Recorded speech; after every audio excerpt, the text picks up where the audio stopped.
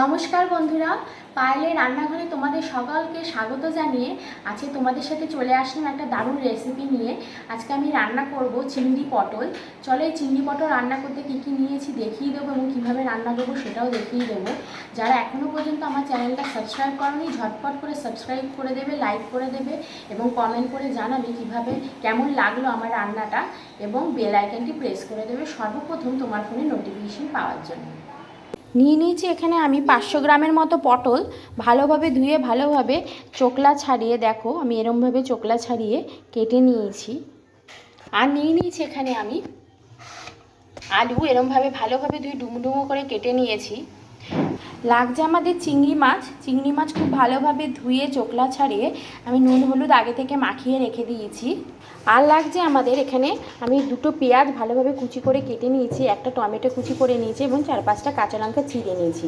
আর যা যা মশলা লাগবে আমি রান্না করার সময় তোমাদেরকে দেখিয়ে দিচ্ছি। তো চলো এবার আমি রান্নাটা শুরু করে দিই। বন্ধুরা, আমি প্রথমে গ্যাসটা ধরিয়ে নিয়ে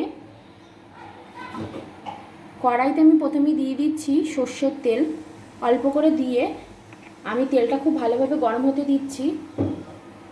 বন্ধুরা, তেল খুব ভালোভাবে গরম হয়ে গেছে, আমি এর মধ্যে দিয়ে দিচ্ছি সামান্য পরিমাণ নুন, দিয়ে দিচ্ছি হলুদ গুঁড়ো সামান্য পরিমাণ। এবার আমি পটলগুলো পটলগুলো এর মধ্যে দিয়ে দিচ্ছি, খুব ভালোভাবে লাল লাল করে ভেজে আমি তুলে নেব। দেখো আমি পটল খুব ভালোভাবে লাল লাল করে ভেজে তুলে নিয়েছি। এবার আমি আলুটাও সেম প্রসেসে ভালোভাবে এবার আমি আলুগুলো দিয়ে দিচ্ছি।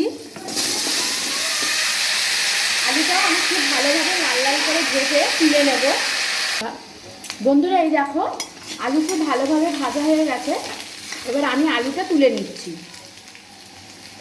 অল্প করে আমি কড়াইতে দিয়ে দিয়েছি সর্ষের তেল। এবার এই তেলের মধ্যে আমি চিংড়ি মাছগুলো দিয়ে ভালোভাবে ভেজে নেব।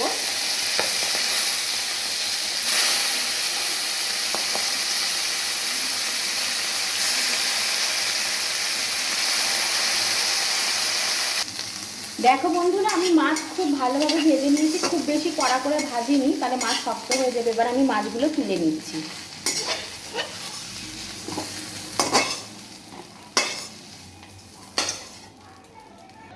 কড়াইতে আমি দিয়ে দিচ্ছি পরিমাণ মতো সর্ষের তেল।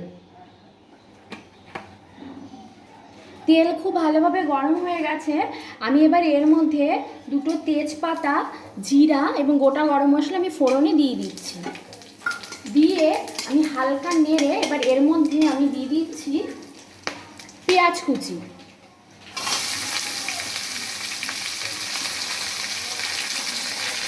দিয়ে ভালোভাবে আমি পেঁয়াজটা লাল লাল করে ভেজে নিচ্ছি। বন্ধুরা, এবার এই পেঁয়াজের মধ্যে আমি দিয়ে দিচ্ছি টমেটো কুচি এবং কাঁচা লঙ্কা চেরা। এর মধ্যে এবার আমি দিয়ে দিচ্ছি পরিমাণ মতো আদা বাটা। এবার দিয়ে দিচ্ছি আমি পরিমাণ মতো রসুন বাটা। দিয়ে দিচ্ছি এবার এর মধ্যে পরিমাণ মতো হলুদ গুঁড়ো,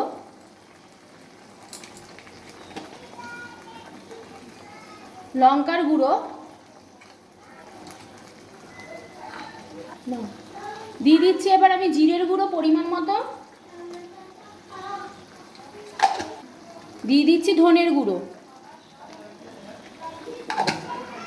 দিয়ে এবার আমি মশলাটা খুব ভালোভাবে কষিয়ে নিচ্ছি, একসাথে সব কষিয়ে নিচ্ছি ভালোভাবে।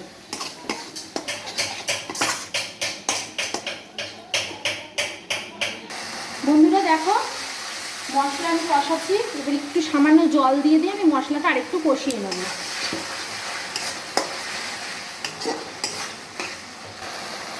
বন্ধুরা, এবারে এর মধ্যে আমি আলু এবং পটলগুলো সব দিয়ে দিলাম, দিয়ে ভালোভাবে নেড়ে নিচ্ছি মশলার সাথে।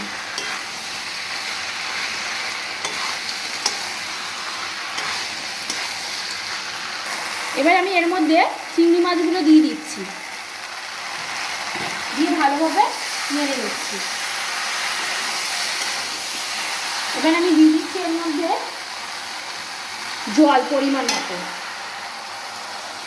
এবার আমি পরিমাণ মতো জল,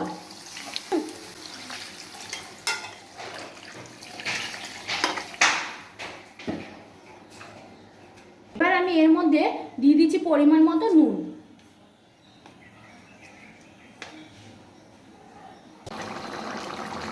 বন্ধুরা এই দেখো আমার পটল চিংড়ি একদম রেডি। এবার আমি গ্যাস বন্ধ করে দিলাম। এবার আমি উপর দিয়ে একটু গরম মশলা গুঁড়ো ছড়িয়ে দিচ্ছি। খুব ভালো তোমার রান্না, খুব ভালো রান্না করছে তো।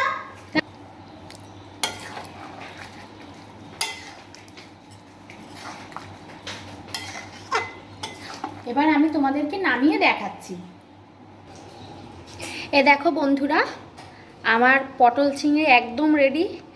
কেমন হলো রান্নাটা, কেমন লাগলো তোমাদের রান্নাটা অবশ্যই কমেন্ট করে জানাবে, লাইক করবে এবং সাবস্ক্রাইব করে দেবে। ধন্যবাদ।